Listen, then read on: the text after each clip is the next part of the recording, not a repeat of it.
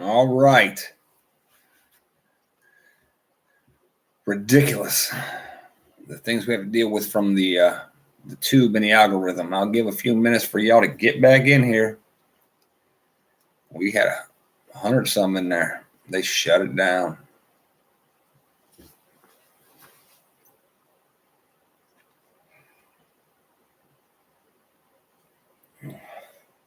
There we go. That's right. You found me. We're trying. I had to 4 times. I had to go out completely out of the computer, back in, back out, back in, back out. They really don't. It seems when you start getting close to hitting the nail on the head, they don't like that. Thank you. So as I was saying, the guys in the kingdom normally play ball with us, all right? But if that dome in Israel were to get a scratch, all right? Yeah, them boys might decide, oh, that's it. That's it. And not only that, like I said, you got all those countries surrounding it. There's the possibility. There's always the possibility of jihadists, and although a lot of the countries don't like jihadist groups on their soil, on their territory, think of, and as someone brought up earlier, I think it was Bryce McBay. They hate me. Yes, they do, Chewbacca. Bryce wanted me to talk about our southern border. Think about, before we get to the southern border, and we'll talk about that at the end here. Let's talk about all the countries that those people had to go through to get to the southern border. Those countries don't want them there, but they're more than happy to let them reach their final destination. Think of the Middle East like that. Think of Jordan. Think of Syria, Iraq. Think of those countries that are around but don't touch the border of Israel. Just stepping back and saying, y'all can't stay here, but if you're just trucking on through into Israel, I'd use that road over there, because we won't be patrolling over there. And next thing you know, you got 100,000, 200,000 insurgents from all over the world flooding in. And then the Palestinians would end up probably getting their land back. But I digress. Okay, let's get back to this list real quick. First, more third-party strikes on Israel. That could lead to strikes because we have so many boats floating around in the ocean there. We have second strike on or a strike on any pick a boat in a U.S. carrier group. One of those ships goes down. Dozens, hundreds, potentially thousands, depending on the size of the ship, goes down. Oh, that leads to step 3, U.S. retaliation. We got to go after whoever is the mastermind, because it's always a mastermind. It's never, just some lucky terrorist guy. There's always a mastermind, because masterminds, they're the big fish, all right? And that mastermind in this scenario would probably end up, hold on, Michael G, give me a second, would probably end up being somewhere in Iran. I don't know, just because we kind of really want to go in there, all right? That would lead to step 4, U.S. deployment, all right? Once we soften the target, Operation Shock and Awe. Remember that? When we went in for those weapons of mass destruction that old Saddam Hussein had? Yeah, soften the target to reduce that unevenness, so we can get to 3-1 odds against our opponent. But once we had deployed our forces to someplace like Iran, actually on the ground, all right, probably based in Saudi Arabia, the United Arab Emirates, different places there, Oman, Bahrain, Kuwait, all jumping off points for Iran, for a strike on Iran. Once we had most of our fighting age males over there, That's when I think that you would see the stuff on the home front. That's when all those guys flooding across those fighting age males coming in the hundreds of thousands across the U.S. border would start to do stuff here. All right, cell strikes on the U.S. home front. Those terror cells everybody's worried about. I made a meme on Facebook today, and some people I think didn't like it because I said, y'all aren't ready to stand up to the IRS, but you think you're ready for terror cells. Yeah, okay.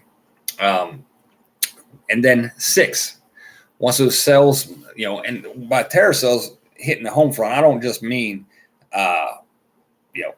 doing the acts of damage to civilians, like the Marathon or the McVeigh, stuff like that. I mean, what if these terror cells just take out our grid? That's one focus point, the grid. What if they knock it down? Then what happens? We've lost communication with each other. Can't communicate. I can't communicate to you guys on here. I can't pick up a phone and call somebody down. I can't call for a pizza. All right. Wow. Once chaos starts to erupt and our military is deployed overseas, the bulk of it, who's left to defend the home front? Most reservists aren't going to show up to their units. They're going to be at home taking care of their families. They're not just going to abandon their wives and kids. All right. That's when you could see step 6, a potential Red Dawn style invasion. Russia on the, hitting on the East Coast, China hitting on the West Coast, and game over. All right. So that's what I see as worst case scenario. Worst case scenario. Now, Michael G, let me scroll back up here real quick and see what it was you said. I saw you tag me in something in orange. Michael G said, you think the Muslim countries will wave I'm assuming you're saying wave them through. Yes, absolutely.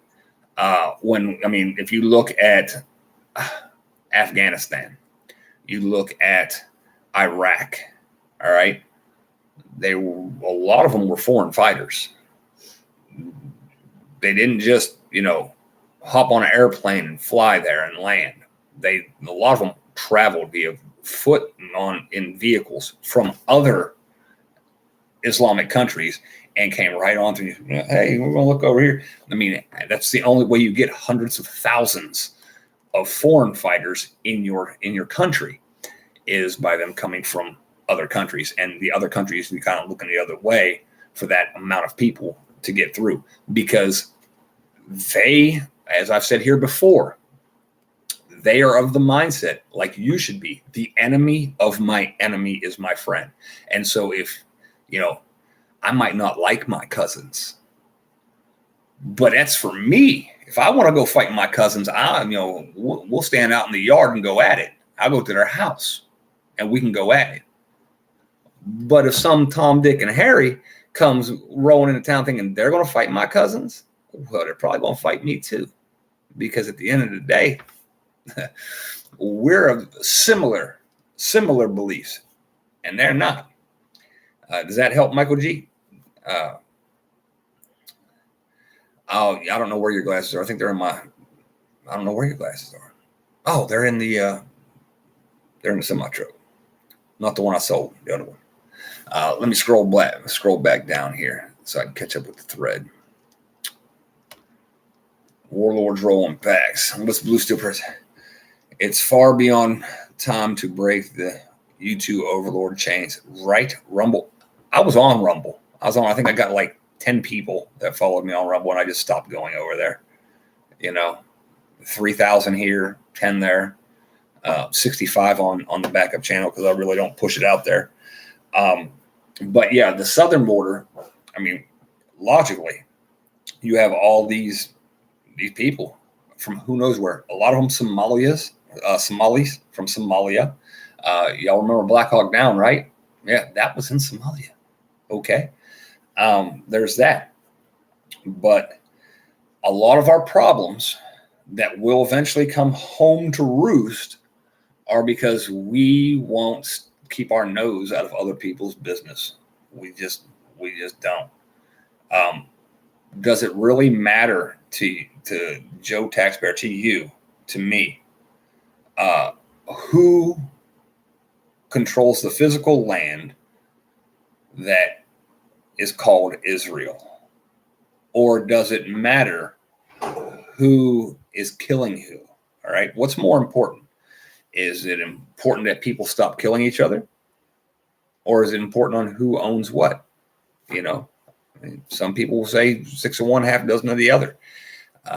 You know, I think a lot of y'all know where I stand on that. I don't think, you know, that they should be given a free pass to do to them, to the Palestinians, what the Nazis did to them. But at the same time, yes, you know, Hamas should not be doing terror strikes. But when you push people to the point where they have no other recourse, what do you expect is going to happen? You know, you you hold my kids hostage. You know, don't let me feed my children. Don't let me cut off the water to my children, to my home. Well, you know, you take my land. I'm going to fight back by whatever means necessary. I mean, grow food and stack ammo. Yeah.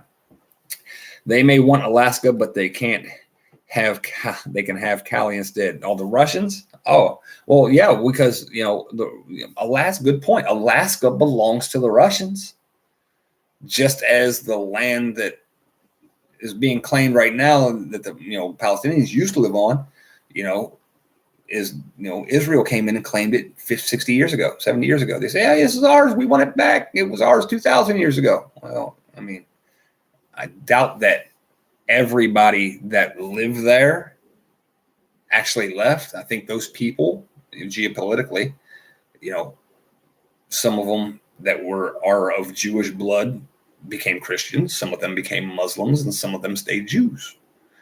And then when Hitler did all his crazy shit, they all came back because they were like, oh, we've been welcomed to a safe place. And then they pushed everybody else that they didn't recognize as them out. So, I mean, let's see. The Russians got paid for Alaska. Well, I mean, the Indians got paid for the Louisiana Purchase, and well, the Western. We got beads and shit. I think we bought it from them first, didn't they? Who bought Alaska from the natives? I wonder who bought that. I mean, who has a right to Alaska? Is it the natives? Is it the Inuit? Is it the Inuit? Maybe. Give it all back to them. We bought it with nickels, you know? Exactly. Everybody has a claim to land, but I mean, if you're going to commit genocide about it, then don't complain when other people commit genocide back. All right, and don't, you know, like I said. Now this might get this stream shut down. I want an honorary Jewish membership card because that shit trumps the race card and the white privilege card. You could do anything and just be like anti-Semitism. Look, you've heard me say before, Jews, Christians, and Muslims are all of the same religion. They just have slightly differing points of view on it. They worship the exact same deity. All right. It's just some people cut out the middleman. The Muslims say, okay, well, yeah, Jesus was a prophet. The Jews say Jesus wasn't anybody. And the Christians say Jesus was a part of God. But they all believe in the same source. See the light? The source. So that kind of always boggles my mind. In fact, I had people, you know, just saying crazy stuff today. Like, oh, well, you know, I'm not going to get into it right now. Is there anything else anybody wants to talk about real quick? Any questions you have? If you can't hold it, you don't own it. Yeah, there you go, Constitutional Carpenter. If you can't hold it, you don't own it. And again, be careful who you let in your house. All right? Because just like now, we have what they said, 1 million, 2 million over the last 3 years come across the southern border in the last year, 1 million, something like that. Well, 60 years ago, the German Jews and the Polish Jews came into Palestine And they were like, oh, here we are 70 years later. The Palestinian people are just a little bit over here and a little bit over here. That's all that's left. That could happen to you, all right, with the people that are coming in, the Somalis, the Hondurans, the whatever. Yeah, we all be speaking Spanish in the next 70 years. Let's see. I studied ancient Greek in college, translated the entire New Testament into English myself. Long story short, the modern Christian church is off track. Oh, yes. The translations are ridiculous. That's correct, Michael G. If you pay taxes on it, you don't own it. What's my prediction for Israel's attack? Well, first, let's look at proper terminology. Israel can't invade Gaza Strip because to invade someplace, you can't already be there. That's logic. And when you already have checkpoints, that's like in 2006, let's say 2003, we go in, we invade Iraq, 2003.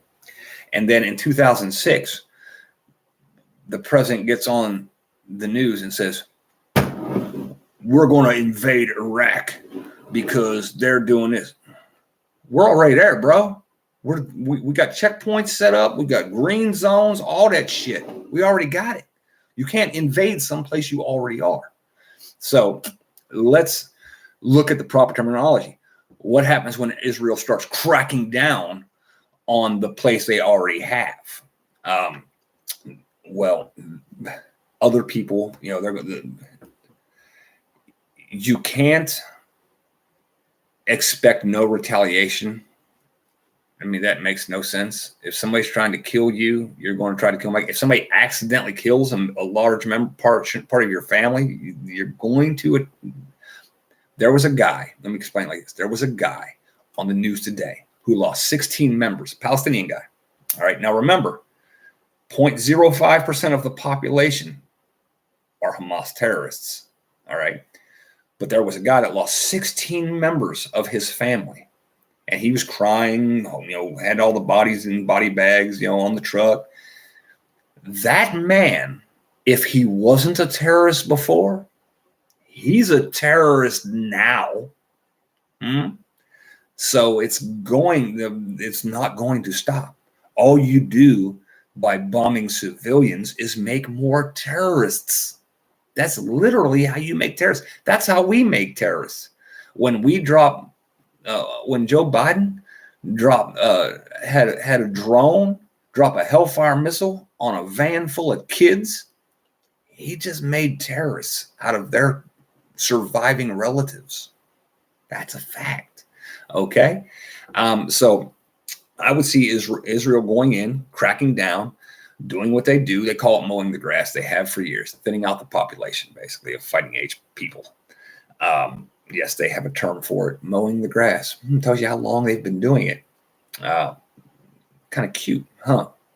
Sure, the Nazis had terms like that too. But anyway, I digress. Things will ramp up. And if somebody else gets involved, and like I said, if the wrong things, the other countries around the Middle East will stay out for the most part, except for places like, you'll have foreign fighters that will try to sneak in, try to hit Israel on their own sovereign soil. But other than Hezbollah, not too many people will get involved unless shit gets really out of control. And by really out of control, I mean they just start admitting to wholesale slaughter of civilians and war crimes. But like I said, if one of the big religious symbols in Israel gets hit, you could have the entire Islamic population of the Middle East and beyond descending upon Israel, at which point the U.S. would either stay out or get mollywopped meat for the grinder. Because, although the United States, we tend to say this is a Christian land, not too many people live with the idea of a holy war, of actually waging a war. Not too many people here, not too many of you will die for your faith. Now, I'm sure there are some of you. I promise there are some of you who are willing to do that, who will die. Put yourself on a suicide mission for your belief.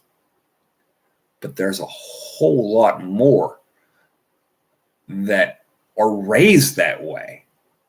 That, like Vikings, it's glorious to die in battle. When you're fighting, I tried telling junior troops that years ago, when you're fighting people, any people, doesn't matter whether it's, the Vikings back then, Islamic jihads now, people who are raised from birth that the fastest way to heaven is to die fighting your enemies. That's a losing battle to fight, because there's going to be generational warriors coming at you. All right, we were in Iraq fighting for a paycheck. They were in Iraq fighting to die. So, and you don't want that here. You don't want that coming here. And it will come here if we don't keep our nose the hell out of it. It will. Let's see, Bernard. Hey, Sharif. Yes, that is true. No reasoning with savages. Well, again, define a savage. I'll do that for you because I think you would do it for me. And that's the mistake, is people, savages, they invented algebra. Who's the savage? We have parties in America. Burning Man, those are savages. If you, depending on which side you're looking at it, we wiped out the indigenous population of this country. Are we not savages?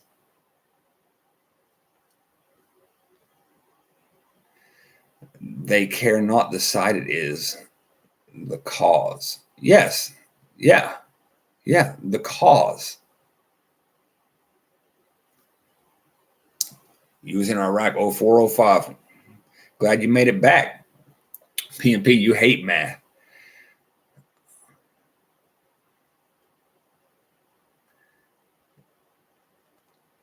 What else we got in here? S2 Underground. Yes, that's a good channel, S2 Underground.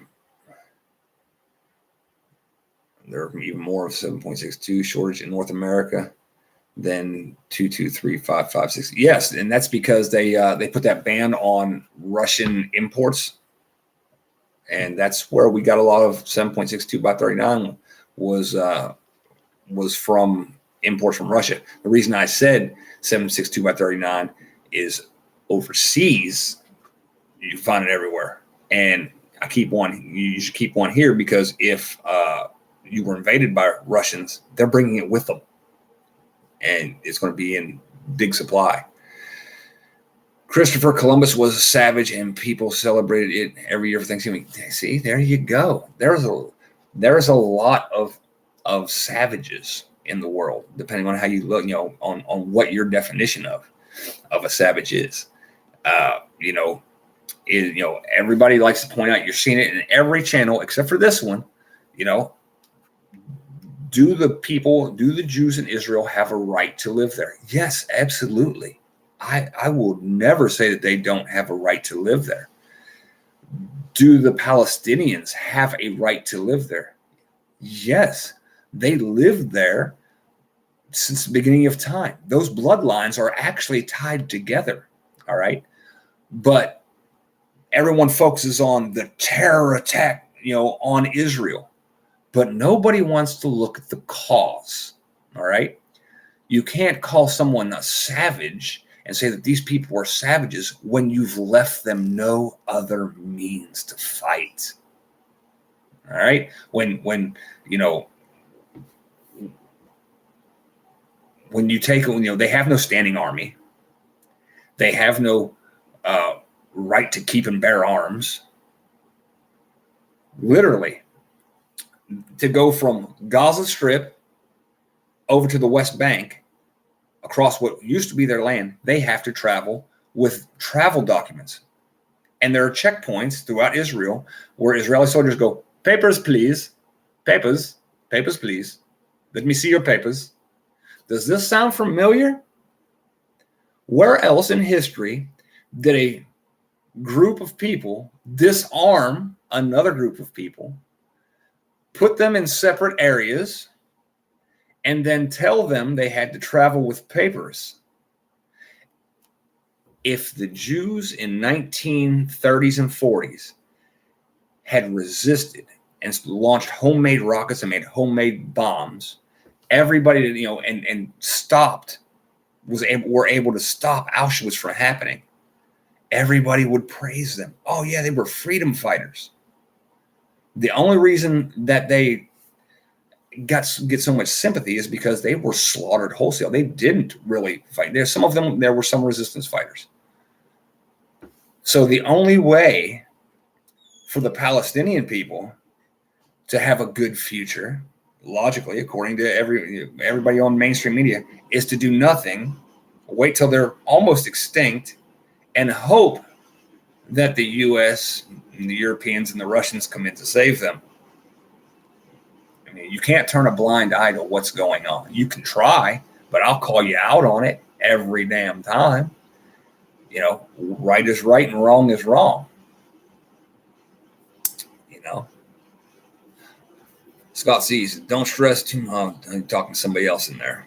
The Roman prepper, what's going on? Anything else? Anybody else got anything? I know. Thank you for sticking with Michigan Outpost. Hey, brother, how you doing? Where's AR American? Did he make it back into the chat? I know I had to skip around a few times because the algorithm was doing dick as shit. You hear hypothesis ground invasion won't start till Eisenhower. Well, that's because, again, they want to make sure nobody else gets involved, and there's always a chance that somebody else will get involved. And if it does, that's when it'll start to spiral. Okay. And if one of our carrier groups gets hit, any ship, it just takes one. You let one aircraft carrier with 2,500, 3,000 people go down. Oh, Lord, it doesn't matter. Look, it doesn't matter who was wrong or who was right. Somebody's getting jacked up by the U.S. war machine. All right, Michigan Outpost, you have a good one, brother. Stay safe. All right. I think that about wraps it up. Did I cover everything on here? I believe I did. Yes. So if nobody has anything, y'all can talk amongst yourself for a minute. Yeah, AR American, Luke B. AR American was in the first stream when we were live before YouTube axed me, and then I had to come back in, and I haven't seen him since. FJB, Sherman Sales, that's right. All right.